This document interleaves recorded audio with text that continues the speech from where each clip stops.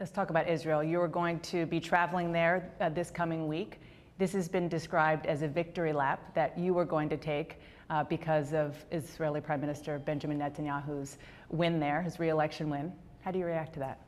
My visit there was planned months ago, before the Prime Minister came here and before his re-election. So it's not quite what I would describe as a victory lap.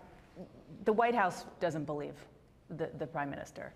Can you blame the White House and the President for not believing what he's saying on where his position is on this?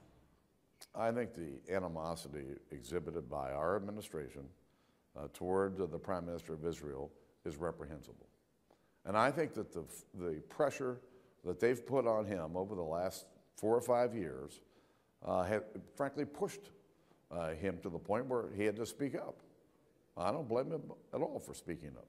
But a lot of people blame you for the rift being much deeper because you invited the Prime Minister here to speak. There was already trouble, but that you fueled that fire. I had one goal, and that goal was to make sure that the American people heard and the Congress heard about the serious threat that Iran poses not only to the Middle East, but for the rest of the world, including the United States.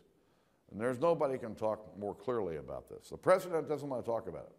He doesn't want to talk about the threat of radical Islam and the fact that he has no strategy to deal with it.